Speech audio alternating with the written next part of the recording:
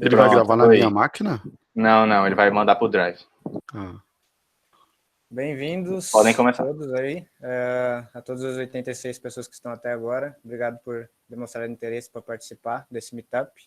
É o primeiro Meetup em parceria com a Fluterando e o Flutter Floripa. Para começar me apresentando, meu nome é Renato, eu faço parte da organização tanto da Fluterando quanto do Flutter Floripa. E a gente quis organizar isso aqui para tentar reunir um pouco das comunidades, né? Para mostrar também a força das comunidades de algumas regiões do país. E a gente hoje vai ter duas palestras, tá? A palestra do Kelvin e a palestra do Matheus Romão. Não vou introduzir agora a palestra deles, eles vão falar depois, tá? Mas é basicamente isso. O Ronaldo quer falar alguma coisa a respeito da Flutter Floripa? Se quiser comentar. Não, pô, a gente montou ano passado o grupo Flutter Floripa, que é exatamente como a gente tem aqui a comunidade pungente de tecnologia, né?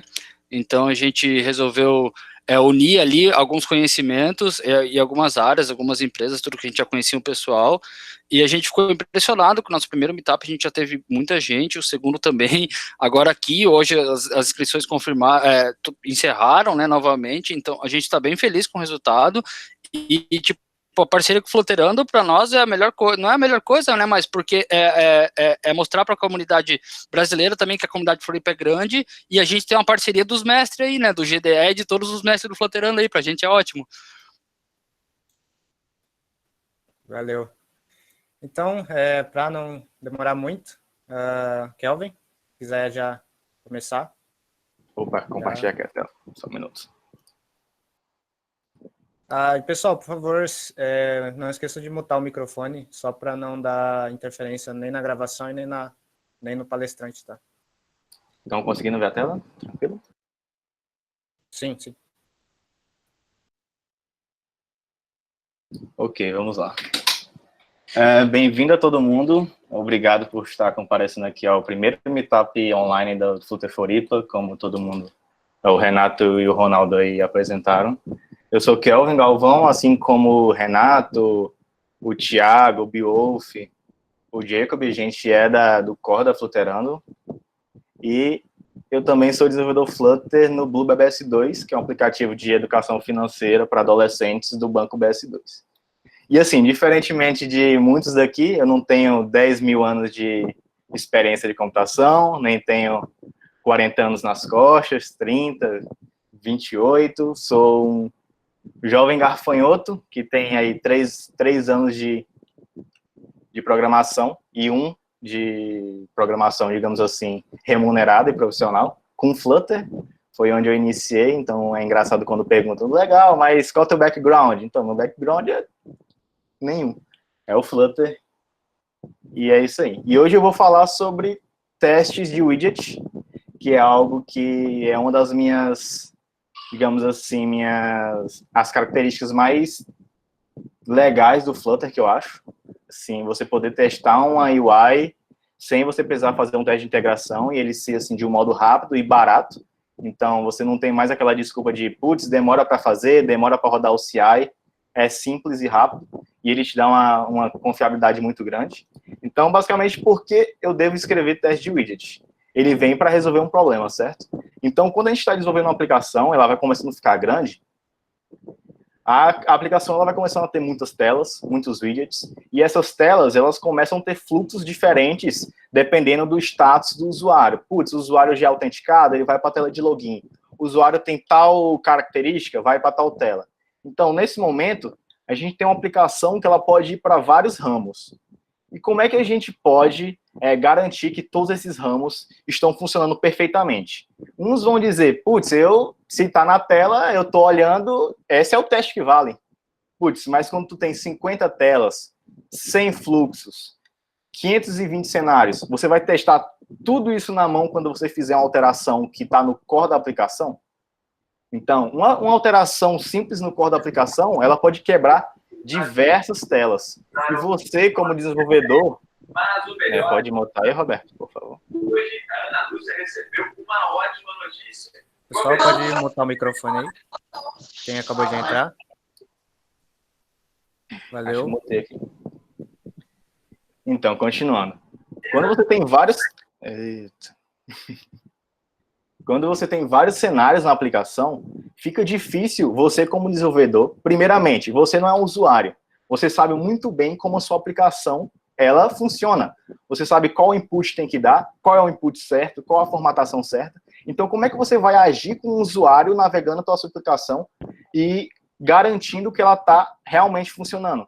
Então, para isso, vem os testes de widget. Você testa, como tudo no Flutter é um widget, você consegue testar tanto um pequeno botão quanto uma página inteira. Então, ele é um teste automatizado que você vai escrever uma vez e toda vez que você for rodar seu CI, cara, você vai ver se algo está dando de errado. Então, antes de você ir para a produção, você consegue perceber se tem um bug, se tem um erro, e você já faz a manutenção ali, a correção e sobe produção, em vez de deixar o que seu usuário reporte o bug. Porque a gente sabe que até sites, quando a requisição ela demora muito, ela tende a que o usuário abandone.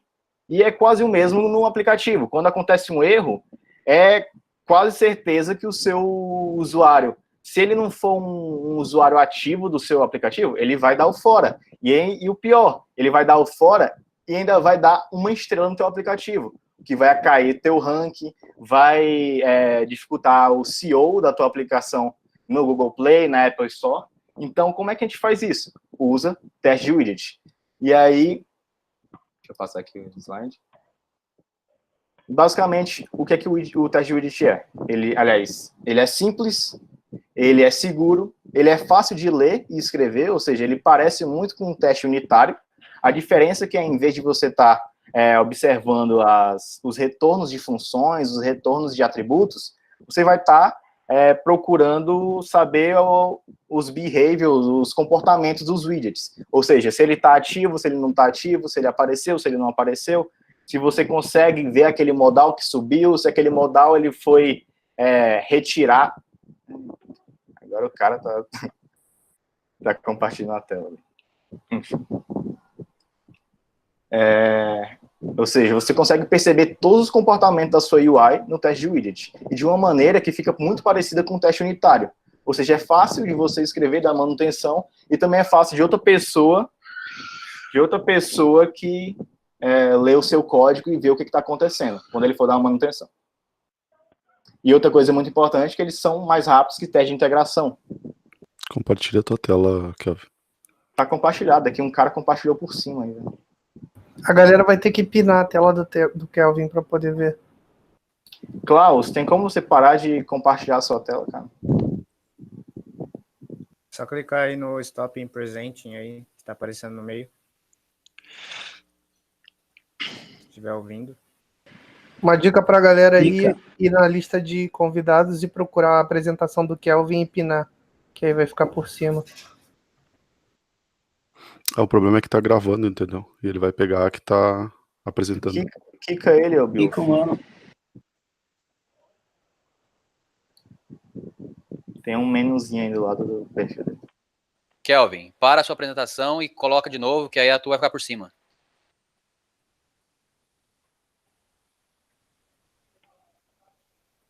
Ou, quem sabe, se quicar ele... Foi aí, todo mundo? Foi sim, Kelvin. Agora sim. Manda bala. Mas também tem que ver se na gravação não vai pegar as duas telas, porque é o Meet que faz essa integração. Ele que escolhe quem vai aparecer na tela. Enfim, continuando aqui. Uma coisa que é bastante importante de salientar é que na maioria das aplicações e na maioria dos cenários, testes de integração junto de testes de widget serão over-engineering, vai ser uma bazuca para matar uma mosca. Os testes de widget eles já são simples e necessários para testar toda a sua UI. Os testes de integração eles vão ser importantes para coisas que, tipo um deep link, que é algo que você não consegue testar no teste de widget e que ele pode ser algo bastante frágil da tua aplicação. O Dynamic Links, ele constantemente está em mudanças e, putz, eu já peguei diversos bugs do Dynamic Links, deixar de passar um parâmetro, deixar de passar como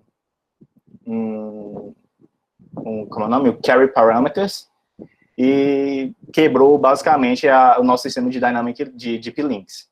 E aí a gente escreveu um teste de integração para realmente só cobrir esse cenário.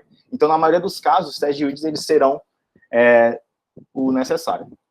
E aí, quais são as diferenças entre teste de widget, teste de integração em questão de velocidade, de confiabilidade e de manutenção? Os testes de widget, a manutenção dele é baixa, eles são fáceis e eles são rápidos. Porém, a confiabilidade dele é um pouco baixa em relação aos outros. Por quê? Porque ele testa uma pequena parte do seu código. E sabemos que uma aplicação, ela pega todas essas partes, junta, e aí que vai rolar a mágica da aplicação. Já o teste de widget, ele pega um pouco do core do teste de integração. Você vai mocar todas as suas dependências e você vai simular a sua renderização da UI. Ou seja, você consegue mocar e simular respostas de APIs, você consegue simular resposta de blocos, de lógica de negócio, enfim. Já o teste de integração, ele é o que tem a maior confiabilidade, porém ele tem o maior custo e o maior custo de manutenção, ou seja, ele precisa de um setup de um device, já que ele roda num device. A diferença também dele pro de widget. O de widget ele roda na memória, enquanto isso, o de integração, ele roda num device, seja ele simulado ou não. E eles são bastante devagar, o teste de integração. Quem já escreveu o teste de integração e tem bastante no seu CI, vê que o tempo de CI, ele vai lá pro topo. E muitos CIs, eles vão dar timeout quando chegar em um certo minuto. Então, além de você pagar mais pelo CI, ainda corre o risco de suas builds falharem por timeout. E como é que a gente faz esse bendito teste de widget? Acho que quem já foi iniciado no mundo dos testes no Flutter, sabe que primeiro você vai precisar criar, dentro da pasta de teste do Flutter, o Flutter tem uma pasta dedicada a testes, que é o teste, e todo teste ele precisa ser... de alguma maneira, você precisa falar para o Flutter que ele é um arquivo de teste, passando underline teste no final dele, como você pode ver aqui no número 1. E a segunda coisa que você vai fazer é importar a API de teste do Flutter, que é o Flutter underline teste. E aí nele você vai criar um main, que vai ser basicamente, vai funcionar como seu run app ali no main.dart, ele vai rodar a sua aplicação, no caso vai rodar a sua simulação de aplicação, e você vai criar um escopo que será o teste de widget. Ele tem uma descrição, que normalmente você fala o que ele testa, ou qual comportamento ele vai pegar, tipo, quando o usuário clicar em certo botão, eu preciso mostrar tal comportamento da minha UI. E aí você vai escrever a descrição.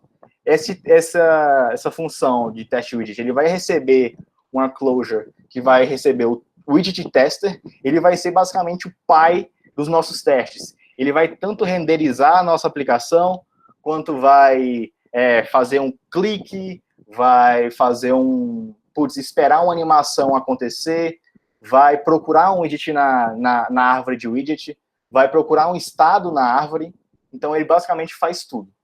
E aqui do lado a gente vai ter aqui um widget que eu vou mostrar aqui, o teste dele. Ele é basicamente aquele contador que todo mundo já conhece, ou seja, ele vai ter aqui um flash button, e vai ter aqui um ícone de ADD, e é isso aí. Vamos aqui pro próximo. Antes de passar, você precisa entender esses cinco pilares da programação.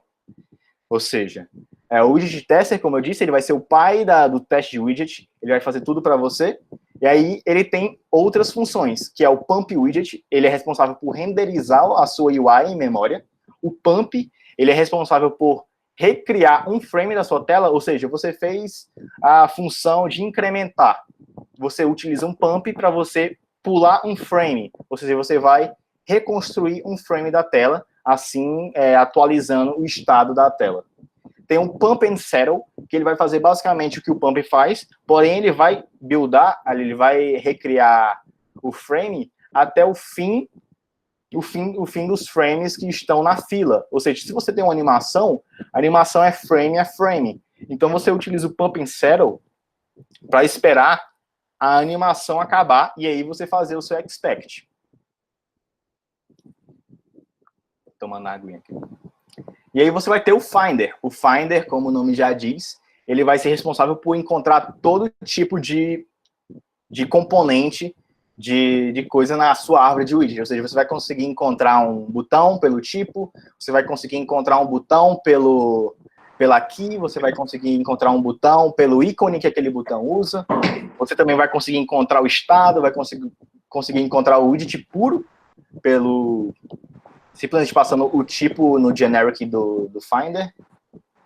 E agora bora pro próximo aqui. Então, basicamente, quando eu começo meus testes, eu sempre crio uma função que ela vai ficar um pouco destacada, que ela vai ser a função que cria o nosso widget. Ele vai utilizar o pump and set, ou pump widget, como eu disse. Ele é responsável por fazer a renderização da UI na memória. Então, como ele está simulando o nosso aplicativo, a gente precisa de tudo que um aplicativo precisa para funcionar. Ou seja, ele precisa de uma Material App, ele vai precisar de uma Home, e, enfim. Aqui a gente vai fazer um pump widget chamando a Material App e passando na Home o widget que a gente quer fazer o teste. E aí eu dou sempre um pump depois, só para recriar a tela e ter realmente o estado inicial daquela aplicação. Ou seja, se você utiliza algo no init state, ou você utiliza um initializer que faz um preenchimento de text field, ou se ele faz roda uma animação, é importante que você dê um pump, ou dependendo se for uma animação, um pump and settle depois do pump widget, para você realmente ter aquele primeiro estado que o usuário vê. E aí depois a gente tem, como eu disse, o find, você consegue encontrar widgets por diversos tipos, ou seja, você consegue encontrar um widget pelo texto, você consegue encontrar um widget pela key, pelo tipo, pelo ícone, pelo semantic dele, ou seja, aqui você vai utilizar o que todo mundo acha que já fez um teste unitário conhece muito bem, que é o expect. Ele vai esperar um comportamento ou um valor. Aqui a gente vai esperar que ele encontre um widget que tem o texto test widget, e ele precisa encontrar uma vez. Essa segunda parte, esse segundo atributo que a gente passa na função, segundo parâmetro, você vai especificar o que você quer encontrar. Você quer encontrar um widget desse tipo? Você quer encontrar vários widgets? Você quer encontrar um certo número de widgets? Você não quer encontrar nada? Você especifica lá. Isso é tudo da API de teste do Flutter. E aqui também encontrando pelo tipo, encontrando pelo floating action button, que é tipo, key, e passando aqui. O que a gente quer mais encontrar, além de tipos, que a gente já consegue ver visualmente, é mexer com os gestos que o usuário vai interagir com a aplicação, com a tela. Então, basicamente, o widget tester também tem uma API de gestos. Você consegue utilizar um draw, você consegue utilizar um tap, um drag, e também você consegue fazer gestos customizados. Então, você tem uma API que se não me engano, é gesture, e aí você vai passar diversos parâmetros que vai constituir um gesto. Então, você vai clicar forte e arrastar, você vai clicar fraco, se ele vai clicar forte e segurar, enfim. Aqui a gente tem um teste que é basicamente, uma telinha, que é aquele contador que todo mundo conhece e utiliza em qualquer tipo de exemplo de código Flutter. E aqui, como é que a gente vai testar ele? Primeiro, a gente vai precisar encontrar se ele está começando com 0. Ou seja, a gente encontra find.text, a gente passa a string 0. E precisa que encontre apenas um widget desse tipo. Depois disso, a gente vai clicar no floating action button, que vai carregar a nossa ação de incremento. E depois a gente vai dar um pump para ele recriar a tela com o estado novo. Ou seja, vai ser o incremento, 1 no caso. E aí a gente vai ver se a gente não encontra mais aquele 0, e agora a gente passa a encontrar o 1. É basicamente esse código simples que ele vai resumir quase todos os códigos da sua aplicação. E aí depois eu vou mostrar que a outra parte muito importante, que é a parte de dependências. E as dependências? É basicamente igual a um teste unitário. As dependências, a gente sabe que é uma parte importante do nosso código que a maioria das UIs tem. E elas precisam dessas dependências para funcionar. Ela precisa dessas dependências para gerar resultados, para fazer comunicação com APIs externas do seu código. Então, como é que a gente faz para utilizar elas nos nossos testes de widget? Uma coisa que é importante entender é a diferença de um mock e de um stub. O stub, enquanto ele, digamos, ele cria um resultado falso para uma função, o mock ele vai além disso. Ele cria todos os comportamentos de uma classe, desde comportamentos de funções, quanto comportamentos de atributos, comportamentos de getters, comportamentos de o que foi chamado, o que não foi chamado, quantas vezes foi chamado uma função. Então, o mock você consegue fazer tudo isso. Aqui a gente vai utilizar basicamente para mostrar como é que funciona o mock de dependências no Flutter, no teste de widget. A gente vai utilizar um change notifier simples, que ele vai consultar um repository, ele vai retornar uma certa quantidade de itens e ele vai notificar a nossa homepage. Na nossa homepage a gente tem um provider que pega esse home controller da árvore e injeta no nosso, e a gente usa esse controller injetado na árvore dentro da nossa aplicação, no nosso UI, no caso. E ele é basicamente uma lista simples mostrando tudo isso dentro do list tile.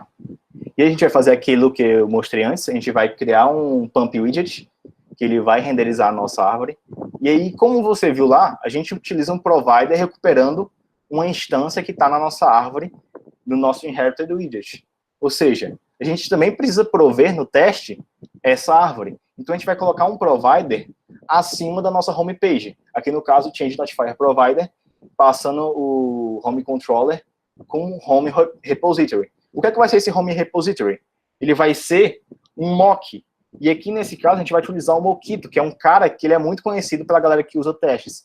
Ele é uma biblioteca que ele vai te dar uma gama de funções e de instrumentos para você fazer o mock da sua aplicação, da sua obediência. Então, em vez de você criar uma classe que estende daquela classe principal, ou seja, um mock home repository, estendendo do home repository, e aí você vai implementar na mão o que aquela dependência faz, o que aquela função faz, o que aquele getter vai retornar. O mock ele te dá tudo isso já na mão. Ele vai te dar um when, que ele vai simplesmente esperar que sua aplicação chame essa função, e aí você cria um resultado falso. Um resultado falso é uma maneira bem ruim de falar. Na verdade, você está simulando o resultado da sua API. Então, é importante que você disponibilize um resultado que você vai receber igual na API. Então, você pode fazer uma consulta na sua API REST, copiar aquela resposta e jogar direto no Mockito para ele responder aquilo para o seu widget. Então, aqui, ó, no when, ele vai, quando o meu home repository chamar o getItens, ele vai responder com a filter e vai responder com a resposta. O response. O response é a resposta da requisição. E o meu response nada mais é do que uma lista de task models, que basicamente são uma classezinha que tem um título e um booleano. E aqui embaixo, como eu já coloquei aqui no meu setup, que ele vai instanciar esse mock repository, vai simular essa resposta aqui do getItens. Agora, no nosso teste de widget, a gente só vai verificar se realmente a gente encontrou aquele widget que a gente queria criar na tela. No caso, a gente precisa encontrar o teste 1 e o teste 2, que está na nossa lista, no nosso list view, lá na nossa UI. Como vocês podem ver aqui, a gente tem um list view builder que vai criar esses task models. Então, a gente pode encontrar pelo tipo, a gente pode encontrar pelo ícone. Nesse caso aqui, eu estou utilizando o text, que é a maneira mais fácil de encontrar um widget, pelo texto dele. Aqui eu passo o teste 1 e o teste 2, e eu espero encontrar apenas um deles. E aí você pode perguntar, legal, eu consigo testar assim com classes que basicamente funcionam como um model, que tem funções, mas se eu tiver um block, se eu tiver um Firebase que trabalha com string, se eu estou testando aqui uma dependência do MobX que está passando um observe string, a gente consegue aqui fazer deixa eu passar aqui, que estava duplicado. A gente consegue também mockar strings. No caso aqui, a gente vai ter uma tela normal que vai consumir uma string que vai falar se o dado foi respondido com sucesso, se não tem nenhuma mensagem de erro. É uma tela simplesinha só para demonstrar aqui. E no nosso widget, a gente também vai ter um provider que vai prover para a nossa árvore nossa classe baseada em string. que no caso aqui é um block. Só não queria falar um block porque a galera não gosta de block. Então, basicamente aqui, o nosso block vai responder aqui com o result state e vai passar para dentro da string que a gente vai consumir lá no nosso UI. Já na nossa tela, a gente vai fazer o quê? A gente vai mocar essa lógica de negócio, a gente vai mocar esse bloco, e aí no momento que a gente chamar a string, a gente vai prover para essa string a nossa própria string de teste. Ou seja, aqui eu declaro um string controller, que vai ter o tipo result state, e na hora que no when, quando a gente chamar o state, que é uma string, a gente responde com essa string que a gente está simulando no teste. E aqui, toda vez que o cara for consultar essa string, toda vez que a UI for consultar essa string, a gente vai responder com a nossa própria string. Então, isso é bastante legal quando você não precisa mocar todas as dependências e fazer com que o block ou com que o seu Firebase faça todo o caminho até responder. Você pode ir direto ao ponto e simplesmente já responder com a string, com o fluxo de dados que você já quer testar. No nosso caso aqui, a gente, quando o resultado for fail, quando for uma falha, a gente precisa encontrar que o texto seja success false e que ele contenha uma mensagem de erro. Então a gente vai aqui no nosso string controller, que ele vai ser o nosso, digamos assim, o nosso simulador de string, do nosso bloco. A gente vai passar aqui, adicionar no fluxo o result state, passando que o sucesso foi false, e que ele tem a mensagem de error message. E aí a gente cria o nosso widget com o create widget, que eu mostrei nas telas anteriores, que é basicamente o pump widget ali, renderizando tudo. E aqui a gente vai dar um pump para ter realmente o estado que a gente quer testar. A gente recria para ter o frame atualizado. E aí a gente espera encontrar o texto success false e a mensagem de error message, error message. E aí a gente quer encontrar dois tipos desse cara. E aí quando você for testar outro comportamento, você passa aquele estado que o seu UI vai consumir para chegar naquele certo comportamento. Então aqui eu quero que agora seja true, então eu passo aqui no nosso string controller, já aqui no início do nosso widget test, a gente já passa aqui que o resultado vai ser true e não vai conter nenhuma mensagem de erro. E aí a gente coloca aqui que vai encontrar a mensagem certa e que não vai encontrar nenhuma mensagem de erro. Então, basicamente, em todo o seu fluxo de trabalho escrevendo teste de widget, você vai basicamente mocar dependências, simular os resultados que você quer testar e o que a UI vai responder. Ou seja, você quer testar que a UI vai responder, minha UI precisa encontrar tantos list tiles de tais classes quando o meu repository responder com essas tais classes. E aí você vai fazer com o seu repository ele responda essas classes, e aí você vai na UI só confirmar que aquilo foi construído como devia. E aí, caso alguém iniciante no seu código vai lá, putz, você precisa dar manutenção naquele trecho de código. E aí o cara fez um código que ele exclui o último item. Putz, mas como é que o iniciante... Aí o iniciante, ele simplesmente testa lá na tela, que tem 50 list tiles, ele olha, putz, construiu esses 20 primeiros aqui, então tá tudo certo. Mas o último list tile é um list tile personalizado. Então, você cria um teste que procura esse cara. Caso o cara que não tem esse conhecimento do seu código, ele faça uma alteração, na hora que ele for rodar a bateria de testes, vai falhar esse cara, e aí você vai ver que você poupou o seu usuário de um teste, de um bug em produção. Você, digamos assim, livrou a sua empresa de tomar uma estrelinha na loja, você poupou a sua empresa de perder muito dinheiro. Que aqui você pode pensar, putz, mas no meu aplicativo simples não vai fazer muita diferença, já que é um blog e eu consigo testar tudo. Ok, mas se você tem uma lógica de negócio pesada e que sua empresa basicamente, digamos que ela é um banco digital, e um iniciante foi dar manutenção em um certo ponto do código que basicamente impede o seu usuário de fazer um depósito na conta, ou impede o seu usuário de fazer uma transferência ou pagar uma conta.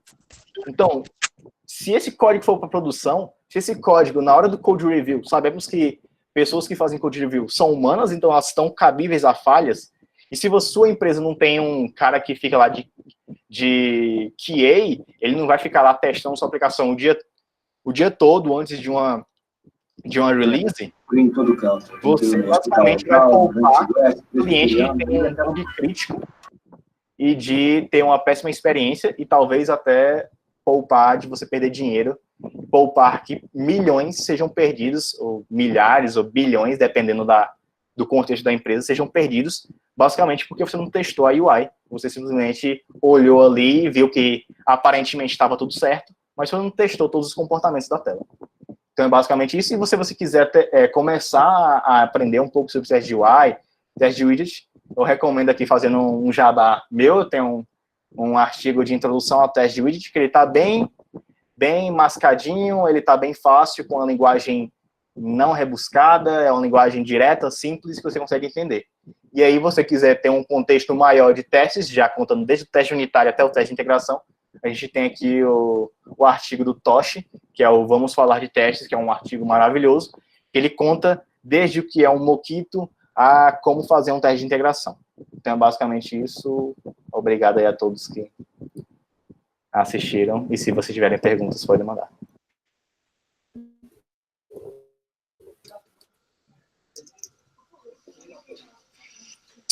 Se tiverem perguntas, podem mandar aí, pessoal. Mandem no chat a pergunta. Ô, Kelvin, cara, deixa eu falar. Primeiro, eu gosto muito do jeito que tu escreve, adoro ler teus artigos, tanto em inglês, eu acho muito bom, parabéns. Parabéns pela talk, cara, foi muito legal. Eu acho que cada vez mais a importância dos testes, isso é muito bom que o pessoal está percebendo, até o pessoal que programa menos tempo, assim, né, como tu já vem vendo. E eu queria saber, vocês estão utilizando o teste de widget nos apps de vocês, comercialmente? Porque a gente está fazendo uma aplicação grande aqui, a gente está dividindo, tem coisa testada, tem coisa não testada, ainda está meio que... parece que é um processo que não está maduro ainda o teste no Flutter, sabe? A gente está tentando imprimir mais testes, né? E a gente parece que tem hora que empaca. Assim, como ele é uma API que ela não é, digamos assim, similar a outras APIs de teste de UI, como você consegue no Java, consegue no Swift, ou seja, basicamente ele é um teste unitário que você tenta simular uma UI. Ou seja, você tem que pensar como, digamos assim, desde o começo da sua renderização até o final dela. Então você tem que construir todos os passos até chegar lá. Coisas que tem frameworks de outras linguagens que já abstrai isso para você. Então, é basicamente experiência. Cara, quando eu comecei na Blue, minha primeira task era resolver um bug de Deep Link. Eu até comentei aqui. E, cara, na Blue, nenhum pull request sobe sem ter teste unitário e teste de widget. Ou seja, eu era um cara que ainda não tinha experiência com testes, que eu precisava fazer um teste numa code base que eu não conhecia, fazendo um teste de uma feature de Deep Link que eu nunca tinha mexido na minha vida. Ou seja, foram tempos difíceis, cara. Eu bati muita cabeça, pedi muita ajuda pra galera que já tinha mais experiência, mas no final, cara, foi um aprendizado muito grande e eu vi o quão importante era aquele teste. Hoje, a gente não vai ter mais o problema de subir para produção um Deep Link quebrado, um Deep Link que impossibilita o nosso usuário de não recuperar uma senha, um Deep Link que inibe que o nosso usuário não consiga completar um cadastro. Então, isso é bastante importante para a gente ter teste unitário e teste de widget, e a gente faz em todas as nossas features. Independente de qual ela seja, tem que ter teste de widget e teste unitário. Nenhum deles sobe. Eu ia fazer uma outra pergunta agora, se existe já alguma dependência para medir cobertura, né? Que em outras linguagens a gente consegue medir a cobertura de teste, tanto de teste unitário quanto teste de integração. Existe algum plugin, alguma coisa para medir cobertura de teste? O próprio widget, o próprio Flutter, ele já tem o coverage, ou seja, se você utilizar Flutter teste / coverage, ele já vai gerar para ti um HTML falando toda a tua cobertura de teste. E aí você manda esse HTML pro seu CI/CD de preferência para fazer aquela badgezinha lá de quanto de coverage tem na sua aplicação. Para ter uma noção, hoje na Blue a gente tem uma cobertura de teste de 85%, e eu acho que para chegar no 100 a gente precisa testar algumas coisas de Firebase, que são horríveis de testar, porque os animais criam funções privadas que a gente não consegue mocar e não consegue criar, digamos assim, valores, simular valores nela, então a gente sempre precisa ficar criando uma classe que vai encapsular aquele valor para depois criar, então muita coisa de Firebase a gente não consegue testar ainda. E outras coisas são de state e event de Flutter Block, que não vale a pena testar, já que são só classes que, enfim, tem parâmetros, e aí a gente vai testar, sei lá, Então, criação. o teste de widget acaba entrando também no coverage, é isso? Essa era mais exatamente, entra sim. Sim. Tudo que está dentro tudo que está dentro da pasta de teste, ele vai ser comparado com quanto de código você tem na sua aplicação, e aí ele vai fazer essa comparação de quantas linhas estão cobertas e quantas linhas não estão cobertas, e aí fazer a porcentagem de teste de coverage. Eu tenho uma pergunta aqui. Todo mundo me ouvindo bem? Sim, sim. Eu mexo com Flutter há pouco tempo, né? Nunca fiz uma aplicação muito grande, mas já mexi um pouco com React, sou full stack. E eu tenho uma dúvida relacionada à medida que a aplicação vai crescendo, e principalmente sobre state management, que geralmente é um problema para aplicações muito grandes, né? Como fica esse lance de responsabilidades? Ao meu ver, eu imagino que quanto mais stateless widgets ou estados encapsulados, componentes, digamos assim, autocontidos, seja mais fácil para testar. Mas eu não sei como fica à medida que a aplicação vai crescendo muito, sabe? Para mim, quanto mais widgets dumb que você tiver, é mais fácil, porque os testes de UI se resumem a basicamente testes unitários, digamos assim. Cara, você tocou num ponto bastante interessante, que ele é muito importante, que é você manter a sua aplicação o mais modularizada e independente possível. Muitas vezes eu, converso com o meu estagiário e aí ele fala, putz, mas o meu coverage não subiu, eu não estou conseguindo testar tal coisa daquele... E aí tu vai ver o código e tá, muito grande. E na medida que ele vai dividindo o código em vários stateless e testando esses stateless separadamente, ele vê, cara, putz, realmente, agora meu coverage passou. Então, basicamente, o que você precisa pegar uma página gigantesca, ou seja, aqui eu mostrei simplesmente uma página que não tinha muita componentização. Mas caso você pegue uma página gigante, que tem, componente de lista, componente de botão, componente de tal coisa, você testa o comportamento daquele widget separadamente, e aí, quando você for testar a página, você só testa se você encontrou aqueles widgets que já estão testados separadamente na página. Então fica muito mais fácil você testar coisas separadas e garantir que elas estão funcionando. E depois você só testa se realmente elas apareceram na tela e quando você clicou, apareceu tal coisa. É muito mais fácil. Entendi. Porque eu imagino que mais vai gerar dificuldade durante a etapa de teste são os widgets, digamos assim, falando um pouco de meio funcional, os widgets impuros, né? Aqueles widgets que fazem algum side effect, ou alguma chamada de API, ou alguma dependência de Firebase, ou alguma coisa que recebe, por exemplo, aquele módulozinho do Flutter que acessa algumas coisas do SEO, tipo dados do usuário. Então, eu imagino que esses são os testes mais difíceis, né? Então, quanto mais isolados e mais segmentados os testes fiquem, acredito que facilita a vida.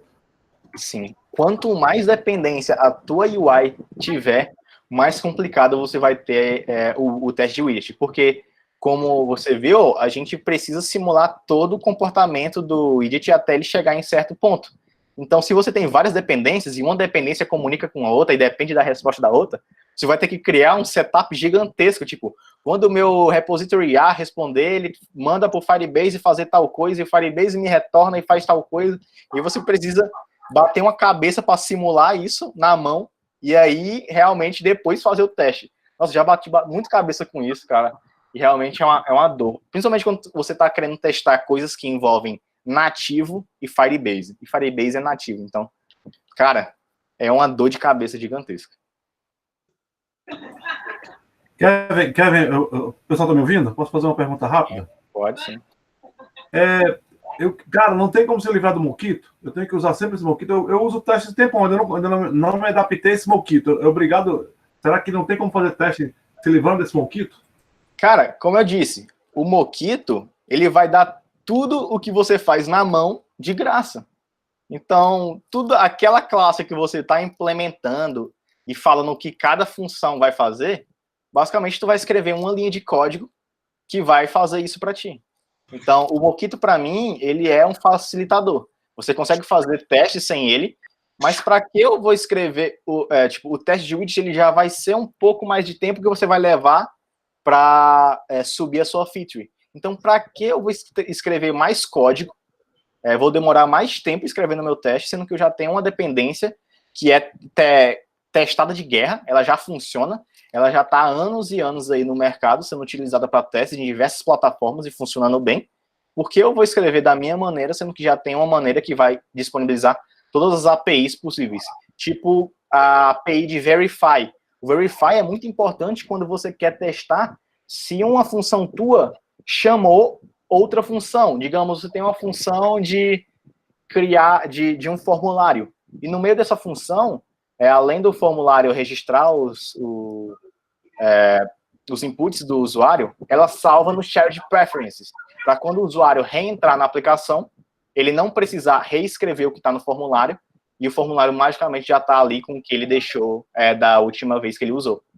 Então você pode verificar se aquilo foi chamado, o que é algo que quando você não utiliza o Mockito, você vai penar mais, você vai precisar fazer na mão um contador de quantas vezes aquela função foi invocada. Beleza, então. Valeu. Obrigado aí pela dica. Nada. Alguém tem mais alguma pergunta, pessoal? A gente vai começar a segunda palestra, para não fugir muito do tempo. Se alguém tiver mais uma pergunta, a última pergunta. Não? Então, beleza. Matheus, Romão, se quiser começar a tua palestra, pode se preparar. Show de bola. Já tô só começar a compartilhar a tela aqui. Beleza. Baiano lindo! Uhul. Pode jetar, pode jetar. Deixa eu compartilhar aqui. Deve ser, né? Show. Só dar permissão aqui pro Firefox, que ele tá reclamando.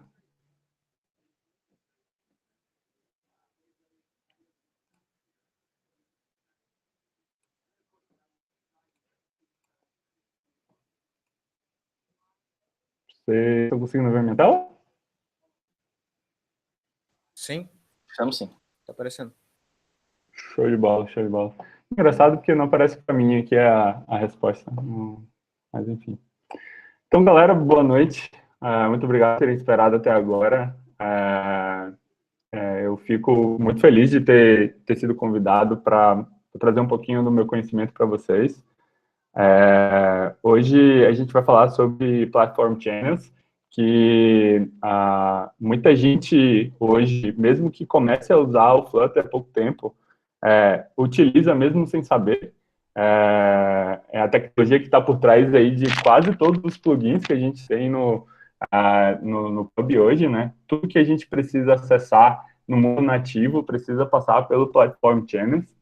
Então, faz muito sentido a gente entender um pouco mais sobre o que está acontecendo ali por debaixo dos panos, para que a gente consiga debugar melhor, né? Consiga escrever um código, inclusive, que seja mais efetivo, né? Então, a minha proposta hoje é conseguir falar um pouquinho sobre isso para vocês. Antes de começar, eu só queria falar um pouquinho sobre mim. Eu sou Chapter Leader na ArcTouch, que é uma empresa aqui em Floripa. E eu já trabalho na área de desenvolvimento há um tempinho, mas já migrei entre várias outras áreas e eu acho que eu ainda vou continuar migrando por aí. E faço parte da organização do Floripa, né? Com o Ronaldo, com o Nato e mais um pessoal legal. E eu sou do Nordeste, estou morando aqui no Sul já faz um tempo. E é isso, assim, eu quero falar também um pouquinho sobre a experiência de Flutter faz mais ou menos um ano que eu trabalho com Flutter, e quem me conhece sabe que eu sou advogado evangelista do Flutter, e se pudesse, tudo que a gente tinha seria feito com Flutter, mas, né, nem sempre é possível. E é isso aí. Vamos falar agora, antes de começar a falar sobre a parte específica dos Platform Channels, faz sentido a gente revisitar um pouco da arquitetura do Flutter. E esse é um tópico que pode parecer um pouco chato para muita gente, mas eu, quando começo a falar, eu tenho que me controlar, porque senão eu não paro mais. Falar sobre arquitetura é algo que eu gosto bastante. Vocês estão conseguindo enxergar os slides? Está dando Matheus, ruim? tenta parar de compartilhar e compartilhar novamente, que eu acho que travou o slide. A transição entre os slides está meio zoada. Pouco.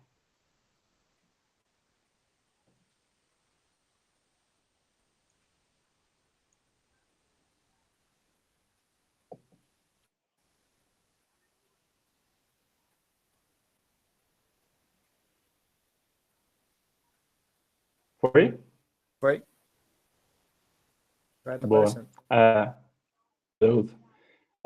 Tem um link também que dá para acompanhar a palestra live nessa plataforma que eu fiz os slides. Se vocês quiserem também, eu consigo compartilhar. Se quiser, pode mandar nos comentários aí, pode mandar se quiser, para caso de algum problema. Deixa eu pegar ele aqui rapidinho, então. Aproveitar que eu estou pegando aqui o link. A gente hoje em dia, o Flutter tem a missão de conquistar todas as plataformas, né? Começou como um framework com as plataformas para mobile, né? E é engraçado até falar sobre isso, porque o projeto começou com alguns engenheiros do Chrome, né? E eles começaram a tentar melhorar de alguma forma a plataforma para que tenha um desempenho aceitável no mundo mobile, né? Já que hoje em dia até muito desenvolvimento já foi alcançado, né? Muita coisa já foi feita no mundo do PWA, mas quando eles começaram isso lá para 2013, mais ou menos, a gente não tinha muita possibilidade de rodar aplicações em 60 frames por segundo, né? Que era o objetivo de ter vou pegar o que está aqui já na mão.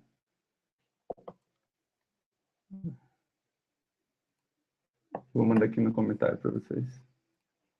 Quem quiser acompanhar, é só abrir a aba que vai estar live com o que eu estou vendo aqui.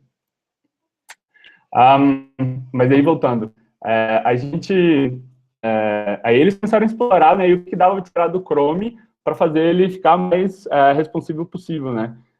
E aí eles deram mão de toda a estrutura de DOM, do parse do HTML, e finalmente eles se livraram do JavaScript, né? E aí a gente chega nessa parte que diz respeito a essa abstração, né? Que é uma das grandes diferenças entre o Flutter e o React Native, por exemplo, né? Que toda a renderização de elementos de UI passou para o lado do framework, né? Diferente de outras tecnologias, onde você utiliza os componentes nativos, você precisa fazer um shift. No Flutter, você não precisa fazer esse shift entre o contexto da sua linguagem, né, do que o framework utiliza, para o contexto nativo, para a utilização de elementos de UI. E essa foi a grande escolha de projeto que eles decidiram, né, de trazer toda essa renderização para o lado do Dart, né, quando eles decidiram utilizar o Dart também como linguagem. E isso, assim, permitiu com que a gente tivesse toda a biblioteca de widgets, que a gente pudesse ter todo esse acesso a componentes personalizados, né? E um dos grandes sucessos hoje do Flutter é muito por causa dessa escolha, né? E aí, qual é a implicação, né? Qual foi o lado negativo de definir essa estrutura, né? O primeiro é que você perde acesso a todas as APIs nativas que está à disposição para você, né? Então, se você quer fazer qualquer aplicação que não seja trivial, que utilize sensores, que utilize, sei lá, notificação, você vai precisar, de alguma forma, tocar no código nativo. E essa forma de acessar esses componentes, né, que é bem essa parte específica, o time do Flutter decidiu criar os Platform Channels, né? E aí que, olhando para a estrutura do Flutter, né, a gente percebe que essa separação também facilitou o que muita gente está chamando de plug and play da engine do Flutter, né, que eles fizeram, um dos benefícios de ter essa separação foi que você precisa somente ter um shell de cada tecnologia onde o Flutter vai ser hosteado, né, seja ele Android, iOS, e aí vai ser dentro da linguagem específica. E você precisa unir com uma API que direciona quais são as threads, quais são os recursos que que a engine do Flutter vai usar, e, teoricamente, você consegue usar essa plataforma, né? Tanto que uma das coisas que o Saidel fala bastante é que ele não acha estranho que no futuro você consiga usar Flutter na geladeira, no micro-ondas, qualquer coisa que tenha uma telinha e um microcontrolador.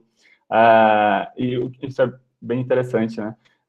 Mas nem todo mundo é muito feliz com essa escolha, né? Com essa decisão de projeto. Uma das pessoas que é mais militante aí contra essa decisão o Jake Wharton, um cara bem famoso na comunidade de Android, né?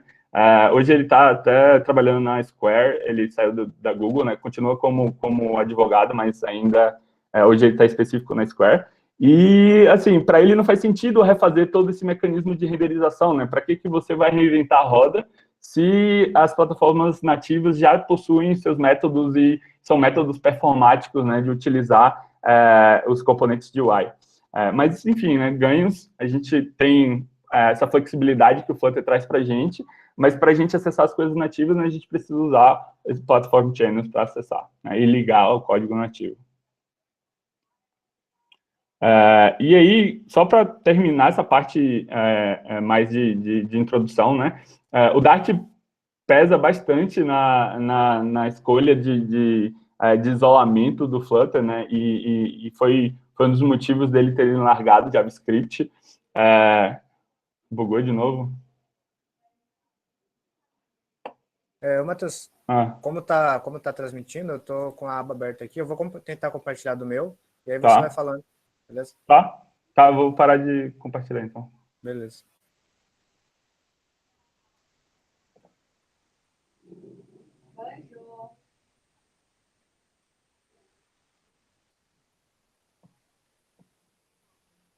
Quando vocês estiverem vendo aí, só falar.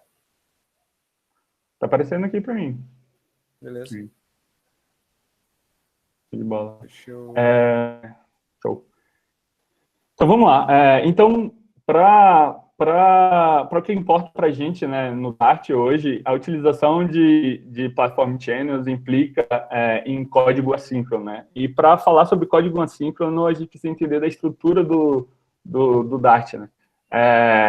A primeira é que é uma linguagem apresentada como single thread, né? E aí a gente já tem várias discussões sobre isso, que nem sempre ela vai ser single thread, depende muito do contexto.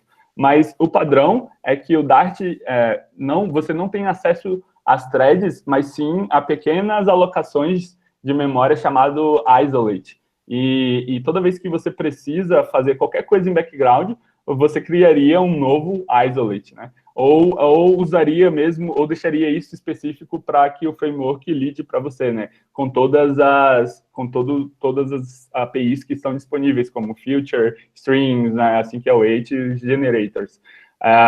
Um dos pontos positivos de ter essa estrutura é que os isolates usam um loop de eventos específico para aquele isolate, e toda a memória compartilhada toda a memória utilizada dentro de um isolate não é compartilhado com outros isolates. Então, isso dá bastante benefício por debaixo do pano, que significa que você não precisa fazer locking de recursos de memória para fazer o garbage collector. Isso é um ganho de desempenho muito grande em relação por exemplo, ao Java, né? Que a gente pode ter diversos problemas com locking, né?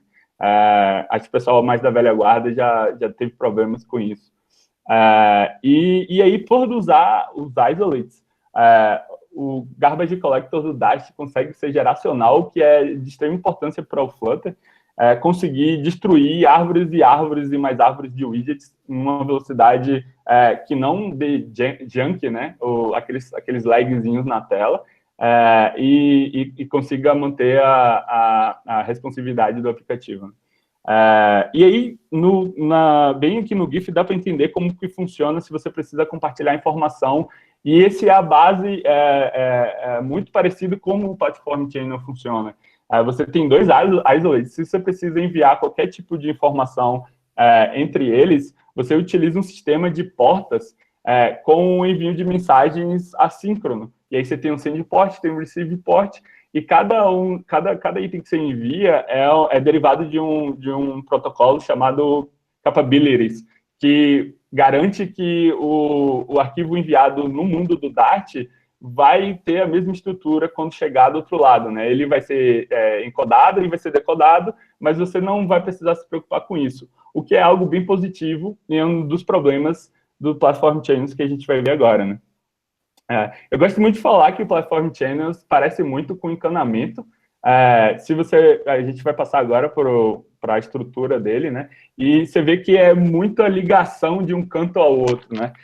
Vamos entender aqui essa parte por debaixo dos panos primeiro.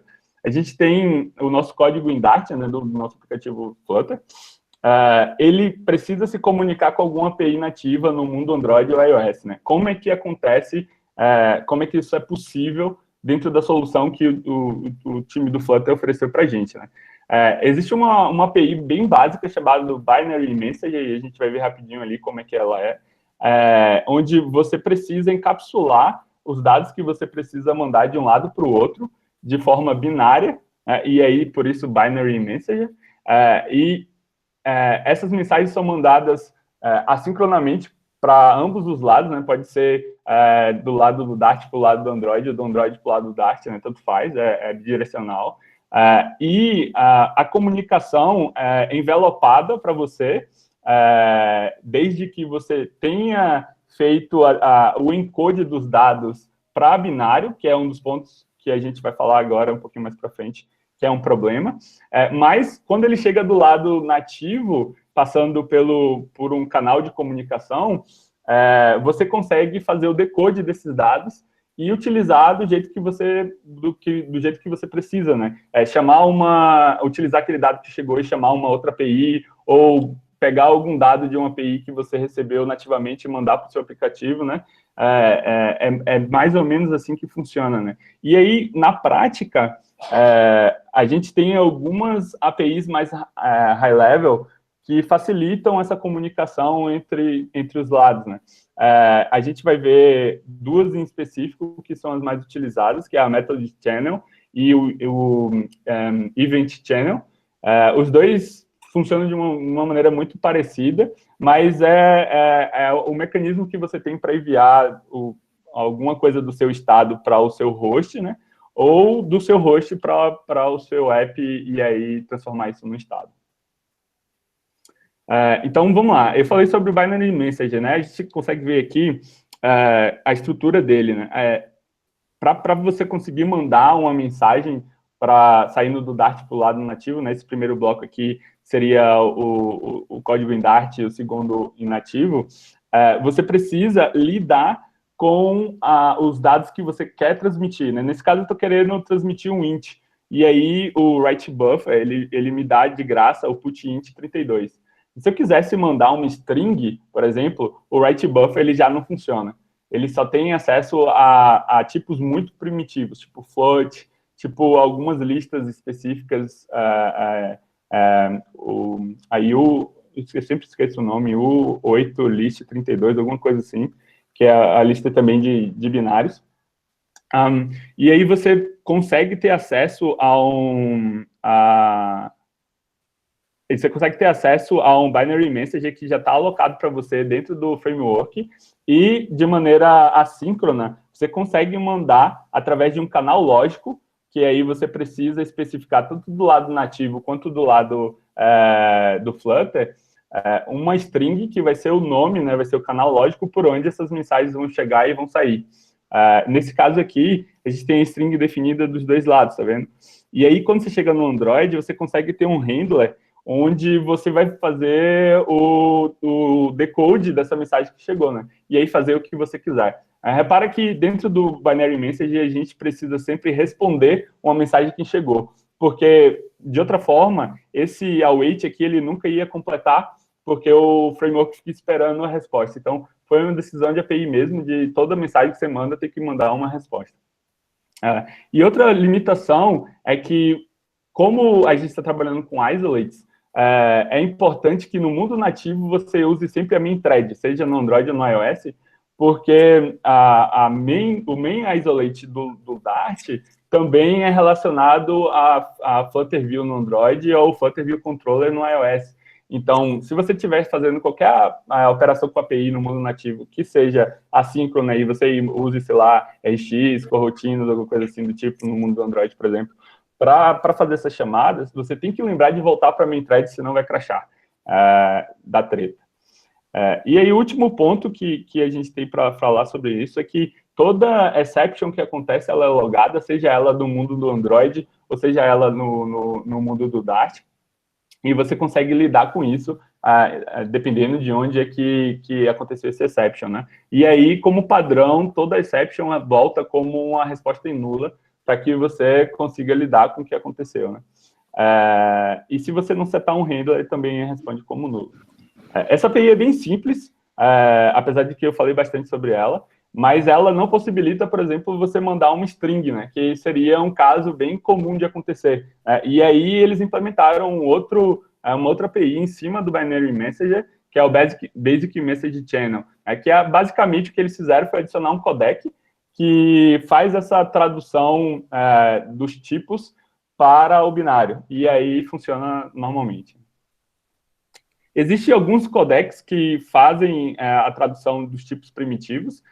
O Standard Message Codec, por exemplo, é o default, que faz a tradução para a gente dos tipos aí de acordo com cada plataforma. Mas você também pode usar o String Codec, JSON Message Codec, ou criar o seu próprio, né? Existe uma interfacezinha, né, um protocolo que você segue e cria o seu codec. Firebase, por exemplo, usa um codec específico para eles.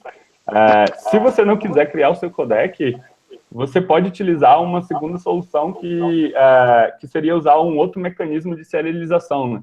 E aí um dos exemplos que eu gosto bastante de trazer é do Protobuf, que é um mecanismo que a Google tem já há muitos anos e é muito mais rápido do que o XML. E ele assim, é bem fácil de escrever e você ganha de graça métodos como aqui, o write to buffer, from buffer, sem precisar se preocupar com a conversão dos dados.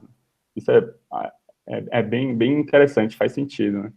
E aí eu queria trazer para vocês a parte mais prática, né? Agora, no finalzinho, como é que seriam as duas APIs que a gente mais utiliza, né? A primeira, o método de channel, ele, como vocês podem ver aqui na definição, ele já tem, você pode passar um binary message, mas ele já tem como padrão, é opcional, né? E já tem o codec aqui setado para você. A única coisa que você precisa passar é o nome, que vai ser o canal lógico de transmissão, né? Porque se você tiver vários channels e você não setar o nome, e de preferência um nome único, vai ter uma confusão onde um channel pode interferir no outro, tá?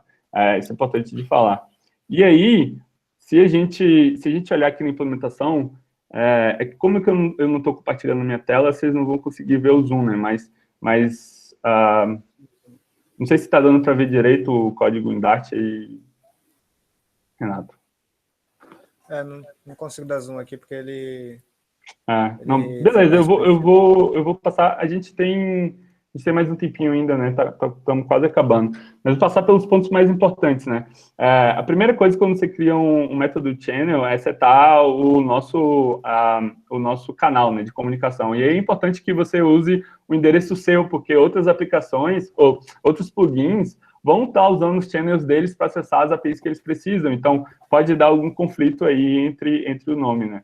A segunda coisa é que você precisa setar o handler. Show. Você precisa setar o handler, e aí quando você está trabalhando no Dart, né, e com o método de channel, você consegue ter tanto a comunicação do Dart para o nativo, quanto o nativo para o Dart. E aqui eu estou esperando um método que seja chamado do nativo para ser executado dentro do Dart, né? Então, aqui a gente passa uma string, que seria o identificador, né? Que esse objeto que é o que volta para a gente, método call, ele tem um identificador que é o método e tem argumentos, que aí esse argumento é o que é o binário, né? Que a gente precisa cuidar para fazer a serialização e deserialização. E a gente pode fazer o que a gente quiser com essa informação que chega aqui, né? Nesse caso, eu estou chamando um método que não vai fazer muita coisa, mas tem um retorno para dar a resposta para a nossa API nativa, né? E saber que aquela mensagem foi concluída, né? Do lado nativo do Android aqui, a gente precisa registrar também o handler, né? Nesse caso, ele está como uma interface aqui da minha classe, né? E dentro do handler, eu recebo também a string aqui, que seria o método que eu estaria invocando dentro do nativo, e aí eu tenho uma APIzinha chamada result, que eu consigo tanto voltar ao sucesso, como eu também consigo voltar, se for algum método que eu não tenho implementado, ou um erro, e aí você pode tratar esse erro do lado do Dart, né? Assim como também eu consigo invocar o método do Dart, né? Que é usando o invoke method aqui. Já no caso do Event Channel, a gente tem uma adaptação para usar strings do Dart, né? Basicamente, dentro dele é um method channel também, só que tem um string controller internamente que lida para a gente com o envio contínuo de eventos, né? Então, por isso aí o Event Channel. Ele é mais simples para executar, porque você não consegue usar o Event Channel para mandar coisas do Dart para o nativo. Até hoje não tem essa implementação. Você consegue fazer isso com o seu próprio método de channel, mas se você quiser usar o Event Channel, você só consegue escutar coisas que estão vindo no nativo, né? Então, aqui, basicamente, a gente tem uma string, né, que eu consigo escutar ela e os eventos que vão chegando, e eu lido com esses eventos de acordo com o que está acontecendo do que eu preciso, né? Do lado do Swift aqui, a gente precisa implementar a sync, que é a mesma coisa da sync da stream, tá? Vai ser por onde você vai mandar os eventos que estão acontecendo no seu nativo, e aí quando você quiser parar de enviar, fica à sua disposição.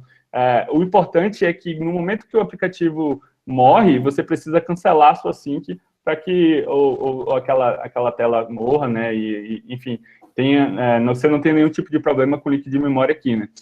Então, esse aqui é um dos cuidados especiais. Mas, basicamente, o que está fazendo aqui, eu tenho um timer que, de 1 em 1 segundo, está enviando um contador para o meu mundo do Dart. E aí, eu consigo fazer isso passando ele aqui no meu Event Sync. E aí, toda vez que isso aqui for chamado, desse lado, eu vou ter como lidar com o evento que está chegando, e com isso eu consigo fazer essa sensação de streaming entre duas plataformas, né? Bom, eu passei um pouquinho do horário, eu acabei me empolgando falando sobre a parte teórica, mas era mais ou menos isso que eu queria passar para vocês. Aqui estão os meus contatos, os slides você já tem o link, né? E eu fico aberto agora para perguntas.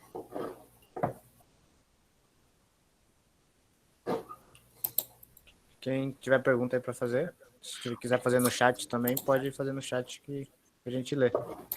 Eu queria fazer pergunta, Romão, mas está avançadíssimo esse conteúdo, assim, eu vejo muito uso, para mim, eu ainda não consigo ver uso ainda, porque eu não cheguei nesse nível, tipo, de programação no mobile, né, mas eu vejo muito uso no back-end, quando tu vai interagir com outras linguagens, às vezes tem que chamar um método de C, alguma biblioteca em Python, para fazer as coisas. Acho que quando o Dart for para o back-end, isso aí vai ser muito mais usado, a gente usa isso muito em outras linguagens, né, eu tenho que chamar um ponto C para alguma coisa, fazer um compilado lá, ou para chamar um arquivo Python. E eu quero poder usar isso no mobile ainda, mas ainda eu não consigo, né? Não tive a experiência ainda. Uhum. É interessante você trazer isso, porque o Dart começou como uma linguagem destinada para o back-end, né? Inclusive, muita gente fala que o Flutter foi o último suspiro do Dart. Porque internamente no Google eles estavam usando bastante, mas na comunidade não tinha muita... ninguém estava gostando, tá ligado? Porque, tipo, em comparação com o JavaScript, você tem muito mais coisa ali disponível para utilizar, que o Dart ainda não possui, né? Então acabou não vingando. Mas quando você está usando alguma coisa parecida com Platform Channel no mundo back-end, né, agora no Flutter para web, recentemente o Flutter lançou o Federated Plugins, que abstrai a necessidade de você usar o Platform Channel, mas você consegue ter essa comunicação entre o Dart e o código que está sendo gerado em JavaScript de uma forma síncrona também, com envio de mensagens. É bem legal. E se for, quando for para embarcado também, né? Quando tiver o Flutter para embarcados, isso aí vai ser usado. Eu acho que vai ter mais uso ainda, né? É bom a gente começar a entender isso, porque no futuro, agora que está virando para multiplataformas mesmo, né? Isso vai ter mais uso, na verdade. Vai ter cada vez mais uso, né? O Christoph Berg fez uma pergunta aqui. Perguntou se você já usou isso num projeto em produção, em quais os casos. Legal. Então, antes, primeiro, brigadão, Christoph, por estar aqui. O Christoph é amigo do trabalho, agora, recentemente, está em outra empreitada, mas muito obrigado por estar aí prestigiando. Cara, assim, antes, quando o Flutter era mato, né? Quando tudo era mato aqui, a gente não tinha tantos plugins disponíveis, né? E aí, quem quisesse fazer um aplicativo em Flutter que, por exemplo, acessasse a câmera, teria que escrever o código em Dart, ali o method channel, e do lado do nativo receber essa mensagem, né? Por exemplo, abre a câmera, e acessar a API da câmera nativa, e aí, quando a foto for tirada, fazer esse processamento, né, do output ali, e mandar pelo mesmo channel de volta para o Dart para você conseguir ter acesso aí à foto que foi tirada, né? Então, hoje em dia a gente tem plugins para tudo, e mais de um até para a mesma coisa.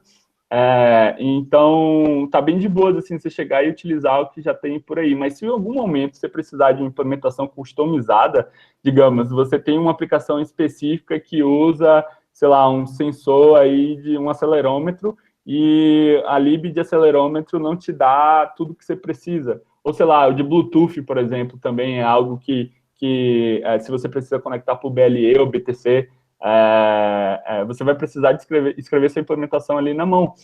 E sim, assim, a gente precisou utilizar a Platform Channels em projetos internos, e foi muito isso, assim, a gente chegou num momento que precisava de uma implementação customizada e não existia, sabe, o que a gente precisava. Então, a gente precisou, ali eu mesmo não tenho muita experiência com Swift, né, então foi muito metendo as caras e tentando aprender um pouco mais, mas, sim, saiu do papel e funcionou,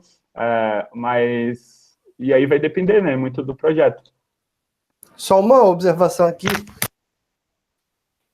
Opa, pode falar, mano. Às vezes não é nem uma questão de criar, né? Às vezes também é adaptar. O que aconteceu comigo foi que eu já estava estudando Flutter e eu decidi fazer um app em produção. Eu falei, vamos embora. E aí eu precisava usar a câmera. E aí eu, assim, não sei nada de nativo. E aí eu comecei a conseguir abrir a câmera e em algum momento precisou da minha aplicação disparar o flash. E aí o Flutter Camera do próprio Flutter não tinha suporte a flash, né? E aí eu tentei pegar uns PRs de uma galera, mexi. Se eu não me engano, até o Bruf me ajudou aí. E aí acabou que eu consegui achar muito mais fácil pegar o plugin inicial do GitHub do Flutter, que não tinha quase nada, e só customizar o método channel para passar um boolean, nem mexi tanto com a R, com as coisas que tem na câmera do Android. Eu falei assim, cara, eu só preciso fazer o flash piscar, porque eu precisava de uma retina brilhando. E aí eu comecei a adaptar sem nem saber direito. Eu li um pouco da documentação do Android, customizei um booleanzinho que eu precisava passar no método channel e aí fiz funcionar. E o iOS está aí até hoje, porque eu não sei mexer direito em Swift, tô batendo cabeça. Mas às vezes, umas necessidades dessas assim, acontece. Eu decidi colocar meu app em produção em Flutter, quando cheguei no meio do caminho não tinha mais como voltar, eu falei, cara, agora só tem isso para fazer. E aí foi. Sim, muito parecido, né, o contexto, e só um comentário em relação ao plugin da câmera, eu precisei usar também internamente na empresa, e a gente teve tanta dificuldade em tentar fazer as adaptações que a gente precisava, né, no nosso caso a gente precisava de muito mais coisas, tinha uns filtros, tinha as coisas mais que demorariam mais, né? E entre pegar o plugin que tinha pouca coisa e tentar entender o que estava acontecendo ali e fazer a adaptação, a gente decidiu criar o nosso plugin e aí a gente tocou para frente, sabe? E funcionou. Então, pessoal, posso usar? Não, infelizmente é interno da empresa. Alguém tem mais alguma pergunta? Alguma Ô, Matheus, consideração? opa, tá me ouvindo bem? Opa, tô te ouvindo, mano, pode falar. Cara, é o seguinte, eu já brinquei com isso aí uma vez, assim, perdida, e eu tentei mexer naquele bin lá, que faz as conexões das telas, sabe aquele bin? Desculpa, não ouvi. Tem aquele binário lá, aquele binário antes que renderiza as telas. Eu tentei mexer naquele binário lá e dar um... Brincar, só para brincar, e deu um probleminha. Você já conseguiu mexer naquilo lá, naquele binário que renderiza as telas para Android e para iOS, e sem dar pau? Eu não sei se você está falando exatamente do que eu estou pensando. Deixa eu ver se eu entendi. Dentro do Android e do iOS, a gente tem uma API do Flutter, né, com o Flutter View, aí a gente consegue a engine do Flutter também, e tem acesso a um binary message lá dentro também. É esse que você está falando? É isso mesmo. Você mostrou um binário no seu slidezinho? Tem um binário, primeiro lá um binário, né? Aí no binário ele redireciona as telas Android e iOS. Eu tentei mexer naquele binário uma vez e deu um pauzinho doido. Você já conseguiu mexer naquele lá sem dar problema? Das implementações que a gente precisou fazer, né, a gente fez 2 plugins que ficaram bem grandes, inclusive. A gente nunca passou por nenhum problema ali. O principal, talvez, é se atentar com aqueles probleminhas que a gente estava falando ali do binary message, né? De, por exemplo, mensagens que chegam, a gente tem que retornar, né? Senão não completa o filter, né? Segundo, toda a comunicação que acontece entre as plataformas tem que acontecer na main thread, né? Então, no Android ali, se você precisar fazer qualquer coisa em background, você precisa voltar para a main thread para depois mandar para o Dart e tomar cuidado com as strings de identificação que você está passando, né? Porque muitas vezes a gente chega em nomes bem grandes ali para especificar muito os métodos que a gente vai precisar usar, mas aí digita alguma coisa errada, porque você tem que digitar a string na mão, tanto do lado do Android quanto do lado do Dart, né? A menos que você, de alguma forma, consiga fazer essa conversão ali e ter uma central única, né? No nosso caso, a gente tinha nos 2 lados, que era uma coisa ruim que a gente precisava duplicar, né? Mas aí a gente ia lá e escrevia uma string errada e dava pau, porque o cara não conseguia encontrar o método que a gente precisava. Mas, assim, de ter algum crash, alguma coisa desse tipo, a gente nunca teve. Tá, beleza, obrigado pela dica. Eu tenho uma pergunta, pode? Fala aí, Rafael, vai lá, fala aí. Fala, Ramon, parabéns aí pela apresentação. Também tem uma pergunta, velho, que Porra, bora Bahia, minha porra. Da Bahia aí. Eu tô precisando integrar vários módulos no nativo, e aí construir um SDK com isso. É fácil? Qual o suporte? Eu vi que vocês já passaram por isso, né? Tipo assim, queria que você comentasse um pouco das dificuldades, se é tranquilo fazer isso. Entregar múltiplos módulos, ou seja, eu vou buildar um módulo, um app feito em Flutter, vou buildar como módulo e vou fazer vários módulos e entregar em um aplicativo só.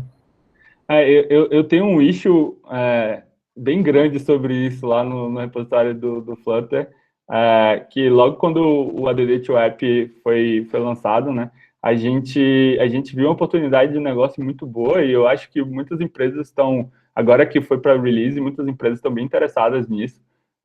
Tem um mercado muito grande aí para ser explorado, mas ainda existem algumas dificuldades para você criar um aplicativo nativo com multimódulos Flutter, né? Só para ter certeza disso que você está falando, né, mano? É disso mesmo, mano. Beleza. Então, o que a gente precisou fazer, e funcionou, assim, dentro das limitações, criar um módulo guarda-chuva, né, que a gente chamou, que agrega todos os outros módulos que a gente precisa adicionar no projeto. E aí, esse módulo específico, o guarda-chuva, é adicionado no projeto nativo, né? Tem algumas nuances aí nesse meio termo, que é, primeiro, se você trabalhar com imagens, a API de imagens do Flutter precisa que você especifique qual é o pacote que você está trabalhando. Então, pode dar uns exceptions muito louco, a imagem não aparecer, ele não conseguir encontrar. Uma das coisas que a gente começou a tretar assim, no início. E a segunda é como conseguir fazer as rotas de cada pacote, né? A gente chegou numa solução que não era muito ideal, mas funcionou, que era concentrar todas essas rotas num importzão e trazer isso para o Umbrella. Então, o Umbrella teria acesso a todos os outros pacotes, né? Todas as rotas que existem no aplicativo. E aí ele ia controlar isso aí.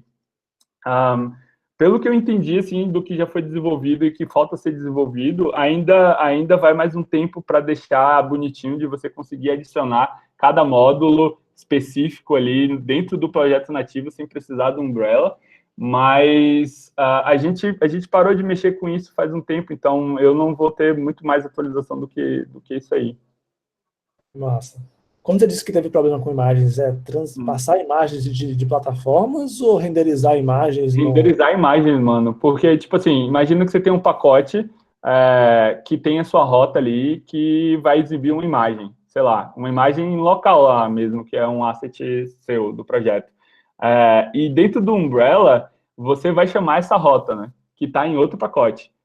E o Umbrella vai estar sendo exibido dentro do nativo, né, porque é ali que todo o sentido do ADD to App, né, de você ter o nativo chamando uma tela em Flutter, né, chamando sua rota. Dessa brincadeira, a gente tem 3 contextos, né, e quando você especifica no seu PubSpec quais são os assets que você tem no projeto, você tem que cuidar de adicionar no Umbrella todos os assets das rotas dos outros pacotes que você tem. Fica um pouco complexo, mas concentrar tudo no Umbrella. E na hora de exibir a imagem, existe um parâmetro lá que você consegue dizer qual é o pacote que você está querendo carregar. E se esse pacote é externo, você obrigatoriamente precisa passar, porque se você não passar, ele vai achar que é dentro do Umbrella, né, do guarda-chuva, e não vai conseguir encontrar, porque na verdade está dentro de outro pacote. É meio chatinho, mas dá para fazer funcionar. Nossa, legal. Valeu. É nóis. Você ia perguntar, Jacob? Posso sim perguntar. Mas é bem noob mesmo, coisa de noob aqui. Só pra... Ô, louco! Eu sou muito ruim nesse negócio de método de channel, cara. Você é louco. Mas assim, eu acho que eu já deixei bem claro, né, para todo mundo que me conhece sabe disso, que eu sou mais a favor do desktop do que do web. Justamente por conta dessa questão. Imagino o tanto de coisa que vai matar o elétrico. O Electron é um deles, né? Você imaginou? VS Code em Flutter, RP em Flutter, frente de caixa em Flutter. Era o que ia acontecer, né? Mas a galera tá focando mais no web. A minha pergunta mais, assim, depois quando a gente for pro método channel pro Windows e pro Mac, vamos pensar no Windows aqui, que é o mais que vai ser mais utilizado, assim. A galera vai ter que fazer em C++, né? Aquele plug ali. Nesse momento, aí, se você quisesse usar, hoje tem o FFI, que você nem precisa ter esse vínculo ali, né? Você pode fazer direto. Para algumas coisas é bem útil, inclusive essa questão de imagem também. Mas eu fiquei pensando no seguinte, né? Será que não seria muito bom ver o que você acha de utilizar um snapshot feito em Dart mesmo? Por exemplo, um plug feito em Dart, usando o Dart nativo, e aí ele faz a conexão com as coisas do computador, e aí você compila aquele snapshot, e aí você interpreta aquele snapshot e não entrar, abrir o estúdio lá, programar em C++, assim. Porque assim, por que eu tô perguntando isso? Porque eu acho que talvez não pegue, tá ligado? Assim, porque para nós, que a gente que estuda muito tempo, né? Você também, pelo visto ali, parece que estuda muito tempo essa questão bem baixo nível, né? Para nós pode ser que não represente tanto problema, mas para a galera que está iniciando, às vezes quer fazer um plug quer fazer alguma conexão, por exemplo, simplesmente abrir uma tela abrir um chose file, por exemplo, ali, né?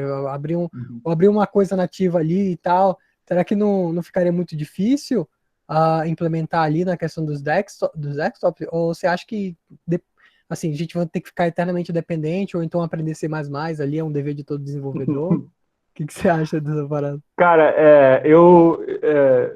pô, valeu pela pergunta, valeu pela interação. Eu falo, essa já é a terceira vez que, assim, publicamente eu estou falando sobre Platform Channel, né? E, pessoalmente, eu detesto essa solução, tá ligado? Eu acho, tipo, muito ruim você ter que forçar a galera a ter que dar manutenção em diversas linguagens no mesmo projeto, tá ligado? Eu acho bem ruim, assim, mas, por outro lado, eu entendo que a decisão deles de isolar o Flutter e não ter nenhum tipo de wrapper ou algum BIDE mais específico, né? Faz muito sentido nas escolhas de renderização e no isolamento do framework que eles preferiram, né? Mas sim, com certeza, se fosse por mim, se a gente conseguisse ter acesso ali com o Snapshot em Dart e a gente conseguisse buildar isso ali com Dart Native para ter acesso a APIs ali no mundo, por exemplo, que você falou, né, no Windows, puta, vai ser maravilhoso, sabe? Eu acredito que a gente vai caminhar para isso no futuro próximo, porque agora na web eles já meio que depreciaram o Platform Channel, sabe? Eles já não estão mais usando. O que eles criaram foi uma API 2.0, que foi lançada, acho que semana retrasada, se eu não me engano, que são os Federated Plugins, que você tem uma estrutura de módulos, né, e tudo mais. Então, assim, puta, se desse para fazer isso também, para fazer acesso a essas APIs e facilitar, né, a inserção da galera que está começando, ou até mesmo que, tipo, como o brother comentou ali, que ele estava querendo fazer um aplicativo em produção, aí teve que mexer na câmera, só que ele nunca tinha mexido em nativo, sabe? Então, tipo, isso é um dos pontos bem negativos, assim, que eu vejo do framework, de forçar você ter que trabalhar com nativo. Tu acha que é algo como o Export, por exemplo, do RN é viável, assim, no Flutter? Estruturalmente ainda não. Eu estava ouvindo uma palestra do Dan Field e do Rixi, né, que são dois caras fantásticos aí do time do Flutter, que eles estavam tentando propor, na verdade, discutindo, né, sobre possibilidades, né, e o Dan Field levantou isso e assim, tem divergências internamente no time do Flutter, e a filosofia é tentar fazer com que eles, no framework, não se responsabilizem a sua aplicação com o mundo nativo, no sentido assim, a gente te dá os meios para ter acesso, mas a gente não quer fazer tipo um wrapper para você e talvez ficar um pouco desatualizado em relação aos releases da plataforma, né? Então, voltando para o pensamento do Platform Channel, eu espero que isso seja flexibilizado, sabe? Porque se a gente conseguir manter o máximo em Dart possível, seria perfeito. Mas eu acho que, assim, para algumas coisas, já que comunicação, né, o problema é a entrega, né? Mas e se eu abrisse, não um Platform Channel, mas uma espécie de socket e fizesse a comunicação, aí eu abriria precedente, por exemplo, de eu criar um projeto em Go em que eu tenho uma conexão, um pub sub de ali, por exemplo, tu acha que, por exemplo, porque o meu pensamento é complicado pro cara ir para C++. Assim, eu sei que a gente é desenvolvedor, a gente tem que aprender, mas é complicado. Então, eu penso muito em pegar assim, tipo, Go. Vamos pegar Go ali e faz os plugins Go, né? Por exemplo, é uma coisa que, primeiro, antes de ter o Flutter Desktop, assim mesmo embarcado no Flutter diretamente, tinha uma solução feita em Go, né? Sim. Inclusive uma Marcelo Neppel, que ele tá aqui também, ele tava fazendo uma em Rust também. Eu não sei nem que pé que tava, mas parece que tava num. Que da hora. Ele falou muito sobre o Go. Eu penso muito nessas linguagens intermediárias, assim, olhando a baixo nível, já que, como você falou, que tinha muito essa questão do envio binário ali, coisa bem baixo nível mesmo ali. Se eu quisesse fazer esse plugin em Rust ou em Go, assim, e conectar, e tivesse, gerasse um binário C++ intermediário ali para ele fazer aqueles BAD, mesmo que eu transmite igual uma bridge e pegar um JSON e enviar o JSON para o outro, assim, você acha que aí, tipo, eu embarco 2 aplicativos, um que vai se comunicar com os nativos e o outro full Flutter, assim. Você acha que é muita loucura minha pensar nisso? Porque não é, cara, não é. Sim, não é loucura. Inclusive, tem um artigo do Ray alguma coisa, eu não vou lembrar sobre o nome dele, tem mais consoante do que vogal, falando bem descritivamente sobre os platform channels, né, e dizendo bem minuciosamente ali da parte do binary message e tal, vale a pena a leitura depois, se vocês quiserem dar uma pesquisada. E logo no finalzinho, assim, ele dá um disclaimer, assim, eu sei que não é a melhor solução possível, mas foi a solução mais rápida que a gente pensou e desenvolveu para ser possível o acesso às coisas nativas, né? Mas se você quiser inventar, você quiser contribuir ou pensar num outro sistema, numa outra solução, na verdade, que englobe aí outras tecnologias, mas que de alguma forma você consiga conectar, fazer conseguir conectar os dois mundos entre eles, eu não vejo por que não, sabe? Tipo, não é no Medium. Acho que não vou ter aqui agora para mandar, mas enfim, depois eu mando lá no grupo do Telegram. Voltando, se você consegue tipo pegar uma parada em Go, até mesmo em Rust ali que você falou que o brother estava fazendo, que eu acho surreal, cara, você conseguir fazer essa interligação, por que não, sabe? Por que não? A gente tem muita limitação de codec no Platform Channel, de você ter, tipo, por exemplo, eu mencionei o protobuf ali, né, de você conseguir fazer essa conversão e tudo mais, né? Puta, isso é um saco, tá ligado? De ter que ficar mexendo com isso. E por mais que o protobuf seja rápido, você tem que ficar lidando com builds e tem que lembrar de seguir a sintaxe, e é mais uma coisa que você tem que dar manutenção, sabe? Então, putz, se você consegue fazer uma coisa direto ali, mano, nossa, seria fantástico. Seria fantástico. Legal. Quase embarcar, mesmo que, assim, eu toparia até embarcar o Dart inteiro ali, só para ter essas funções. Pelo menos o Dart é eu ali. Pelo menos ali, se você conseguisse pegar alguma coisa da VM, né, e conseguir fazer essa comunicação, binário com binário ali, não faria muita diferença, né? Então, a gente consegue eliminar uma camada, talvez, tipo, adicionando essa solução, você eliminaria o usuário, né, o dev, ter que escrever em mais uma linguagem. Por que não? A gente está fazendo interoperabilidade aqui através de webhook, né? Falar e não consegui.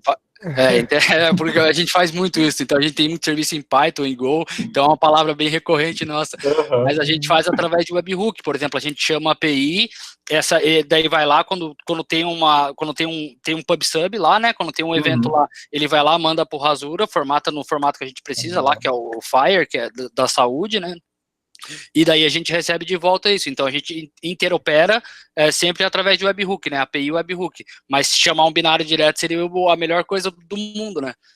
Sim, e só fiquei curioso, Ronaldo, vocês sentiram algum problema de performance com toda essa transição, não? Cara, eu tô tendo problema de performance porque eu tô com um Mac de 8 GB aqui, que nem eu falei pra ti, né? Pra rodar o iOS e o Android aqui, eu tô chorando. Tá fervendo o Mac com essa câmera e tudo. Mas é o seguinte, cara, não, a gente não tá tendo, a gente tem serviços que são muito... Mas o problema é que a gente trabalha muito com dados, entendeu? Então, como a gente tá fazendo muita coisa do Covid, nossa empresa tá fazendo muita coisa do Covid, então a gente não tem essa resposta tão rápida assim, a gente não tem essa latência tão baixa. Então, talvez a gente não tenha visto esse gargalo ainda. Quem sabe quando diminuir a latência, a gente veja algum gargalo, mas no momento a gente não tá tendo. Show. Foi de bola. Legal. Obrigado aí pela... Pessoal, posso fazer uma pergunta? Opa, por mim. Eu acho que só para não perder talvez a linha de raciocínio de vocês, acho que a gente percebe que está no mesmo barco. Pegando um pouco da última pergunta do Jacob, que ele fez, que você, desculpa que eu não sei os nomes, Matheus. Você comentou do binary e tal. Uhum. Eu tive que fazer uma aplicação na empresa que é assim, eu vim do Unity, né? Trabalho mais com 3D. Quando eu conheci o Flutter, eu falei, bom, talvez o Flutter é uma coisa bem mais fluida, que tal usar o Flutter como navegação e só uma pequena chamada para o Unity como uma outra ponte, né? Um ponto de interação. Então, no projeto eu tenho as telas, vão navegando tranquilo. Quando eu preciso, eu chamo o Unity, que abre uma RA, e lá o cara mira, por exemplo, numa garrafa, e a garrafa sai o vídeo. Eu já tinha uma aplicação feita. Então, eu consegui usar esses dois mundos usando esse lance que você comentou do Platform Channel, né?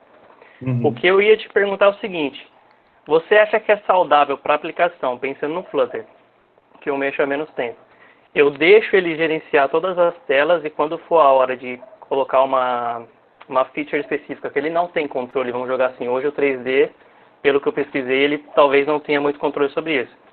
Então, o que eu percebi que eu consegui fazer? Eu tirei toda a responsabilidade dele e joguei para a minha aplicação que já estava feita, empacotei ela, trabalho com o que eu tenho que trabalhar lá e depois eu volto. Você já chegou a fazer algum tipo desse teste para ver se tipo isso interfere, eu digo assim, que sei lá, o Flutter pode se perder alguma hora, ou isso não é saudável para a aplicação em si como um todo? Não sei se ficou clara a minha pergunta.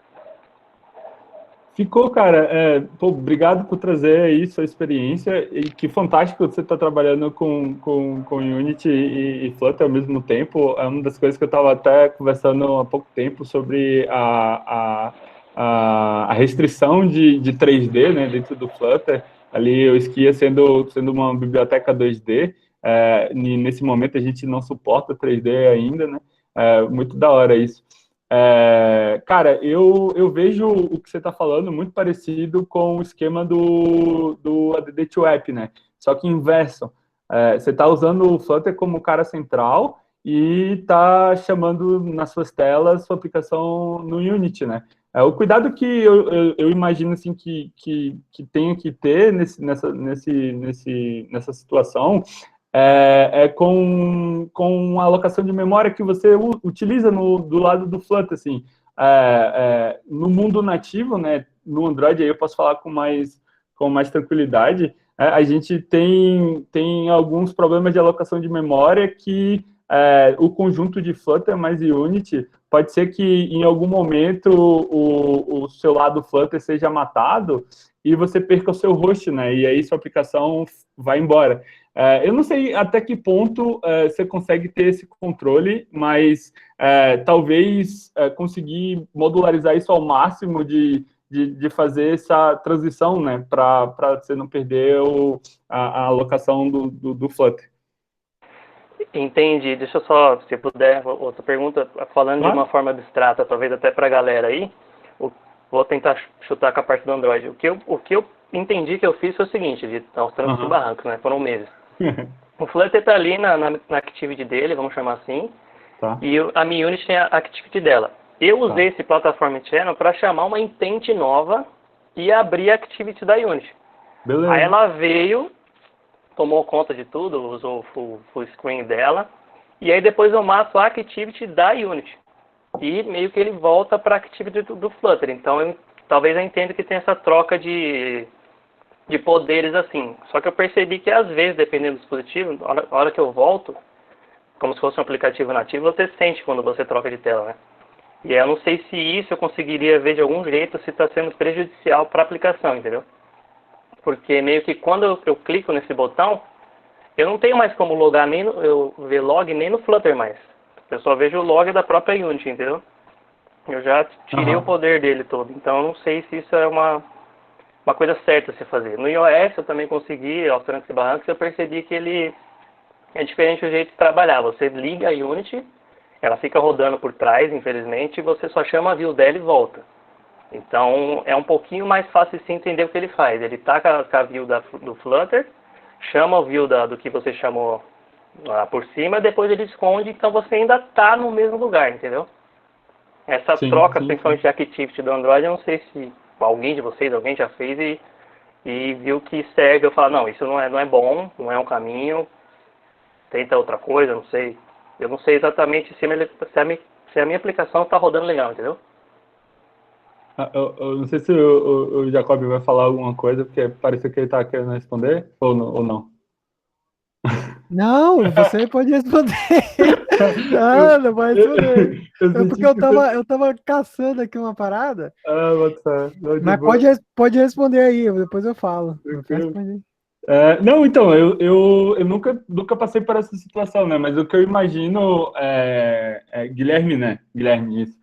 É que no início, na época do ADD2App, né, que ainda estava em Tech Preview, a gente tinha um problema, a gente detectou esse problema no iOS, que aí é engraçado, né? Porque você está vendo isso mais no Android, mas a engine do Flutter, ela entrava num modo de... eu esqueci o nome agora específico que era. Não era um sleep, mas era algo assim que ela desacelerava, saca? E aí a gente precisava... eu não vou lembrar de cabeça agora o que era, mas a gente tinha um acesso dentro do App Delegate, a gente tinha acesso ao View Controller do Flutter e tinha acesso a uma instância da engine. E aí, dentro dessa instância, a gente conseguia reativar ela e as coisas fluíam de uma forma mais rápida, sabe? No sentido assim, a gente, antes de fazer a transição de telas, a gente reaquecia a engine e aí depois fazia a transição, sabe? Então, o que a gente fazia era, mandava pelo channel, né? Mandava ali um método para chamar esse cara e logo depois a gente ligava, fazia o intent. Deve ser uma coisa daquele make key visible, alguma coisa assim, né? Acho que eu passei por isso.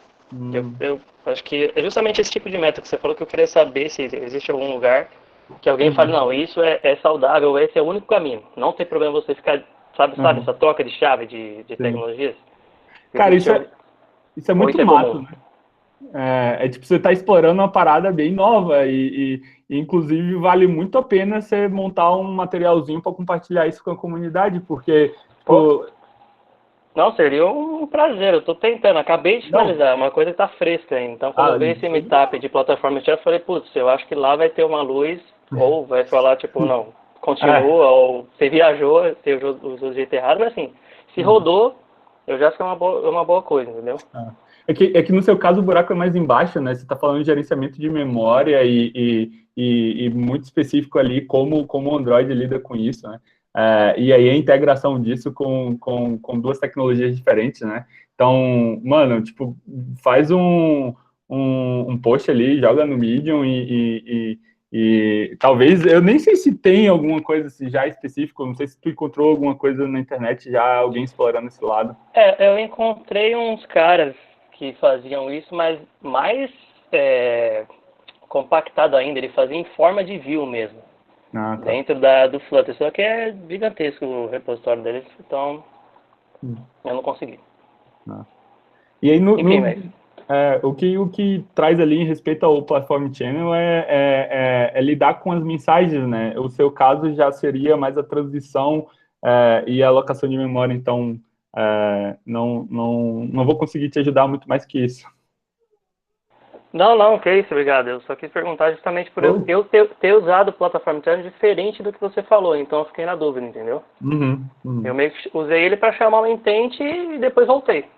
É que você está fazendo uma chamada síncrona, né? Então, independente se você está rodando ali, indo para fazer uma chamada de network, alguma coisa assim, para o lado do Dart, né, ele continua esperando o retorno daquela chamada, né? Então, você pode ir para outra thread, você pode, no seu caso, né, chamar uma outra activity e voltar que ele vai ainda estar esperando para receber a resposta. Então, muito, muito diferente, não. Não, é isso mesmo. Mas obrigado aí. Nada, mano, imagina. Obrigadão por ter trazido aí esse seu caso. Alguém quer comentar mais alguma coisa? Só queria comentar que é por essas e outras que é o Brasil que manda no Flutter, velho. Nós é bom demais, mano. Mano, não tem comparação não, mano. Vamos Sinceramente. botar, velho. Alguém tem mais alguma pergunta, pessoal, pra gente encerrar? Acho que Deus não vai ficar nós aqui conversando de Flutter até meia-noite, né? Se Minha mulher já deixar, quer assistir série, minha mulher já quer assistir série, já o pau já tá pegando na sala já. Beleza, então é isso, pessoal. Obrigado aos dois palestrantes, né, tanto o Kelvin quanto o Matheus Romão. Foram palestras muito boas, acho que deu para o pessoal adquirir bastante conhecimento aí nesse tempo que a gente ficou aqui. E agradeço a todo mundo que compareceu. A gente conseguiu bater 131 pessoas simultâneas. E vai fazer aquele sorteio lá, Ronaldo, do TDC lá? Então, cara, eu vou fazer, acho que depois no grupo do Meetup lá, vou pegar o pessoal que... pior que não dá pra saber quem apareceu, porque a gente marcou quem pegou tudo, quem tava total. Ou vamos pegar esse pessoal que ficou até o final? Vamos pegar o pessoal que ficou até o final, né? Acho que é mais justo. Tá, olha só, então, ô Jacob, tu quer fazer naquele esquema de linha e coluna? Pode fazer aí, eu te passo pelo Telegram o código, cara. Bora, então. Pode passar aí pro Renato aí, depois que ele coisa ali. Como é que ele... Então vamos lá. O Renato já tem o código, né, Renato? Vamos lá. Do que? Eu já passei o código lá no... Beleza. Depois eu pego o contato da pessoa e envio para ela. Isso. Como é que é? Vamos fazer em Dart, então? Randômico aqui? Como é que faria aqui, do Dart randômico aqui? Ou tem algum programa pronto aí sei lá? Tem site randômico, se quiser eu compartilho aqui. Tem realmente. Bota aí, bota uma letra. Se quiser abrir o Dartpad, é só abrir um handle ali, NextInt, já foi. Mas, rapaz, na hora. Mas vai ser por número? Pode ser. Porque se fosse em Dart, eu fazia um handle no número, depois um handle no outro número ali, até 23, aí eu botava como com um chacode ali, e aí eu pegava a letra também. Faz aí pra ser mais rápido, vai. Quantas colunas e quantas linhas tem aí? A gente faz sorteio de 2 aqui. Tá, tu vai ter que descompartilhar a tua tela. Descompartilha a tua tela e a gente confia em você, vai. Tá, beleza. Não, que eu ia sortear aqui em tempo real para vocês verem. Não, pode ser. Então deixa eu só contar aqui. Tem que só sair da tua tela. Tem 1, 2, 3, 4, 5, 6, 7 linhas. 7 linhas. 1, 2, 3, 4, 5, 6, 7, 8, 9, 10 colunas. 10 para 7. 10 para 7. Tá, então vou sortear 2 números aqui, um até 7 e um até 10. Tá? Isso, vai lá. Vou compartilhar aqui só para provar que não tem fraude. Claro que tem fraude, velho. Tá. Eu já sei quem vai ganhar. Vai lá. Vocês já podem também falar pro Matheus que o Matheus tem mais 5 VIP, ô Jacob? Beleza. Deu. 3, né? Então, a linha 3, então, qual a coluna? Linha 3, qual a coluna? De 7. Na verdade, essa coluna, né? Ele sorteou a coluna primeiro. Coluna. Então, terceira coluna, linha 7. Linha o quê? Linha 7. Tá, descompartilha a tua tela então que a gente vai ver aqui. Tá. Vou até tirar a print aqui depois pra mostrar, mas ó. Coluna 3, né? 1, 2, 3, linha 7, né? Linha 7 aqui, então coluna 3, 1, 2, 3, 4, Jacob 5, Moura. 6, 7. Jacob Moura ganhou. Valmon Flores, tá aí, Valmon Flores? Tem que ver se tá também, né? Valmon Flores, tá aí, cara? Às vezes tá FK. Manda uma mensagem aí. Aí já apareceu na canja, ó. Você ganhou, pá. Parabéns! Valeu. Depois a gente manda ali o código para entrada, aí tu pode se cadastrar em uma das trilhas do TDC lá, gratuito, assistir lá de boa. De Flutter, né? Beleza? Valeu, galera. Se tu não se cadastrar de mobile, velho, a gente vai te caçar. É verdade. Então, depois eu entro em contato lá e mando para você, por e-mail, pode ser? Valmor. Pessoal, obrigado pela presença aí, obrigado pelo tempo de vocês aí, vocês são fera. Obrigado, pessoal do Flutterando, pô, muito legal essa interação aí. Espero que a gente possa fazer isso mais vezes. Ô, Matheus Romão, a gente tem que fazer uma live sobre isso aí, velho. Isso é muito importante, cara. O Muito Matheus Romão, importante, ele é muito nerd, né? O Romão é muito nerd, cara. Tá louco, Pior que velho. é, óbvio. Muito nerd mesmo, mano. Não, é Vou engraçado. aproveitar.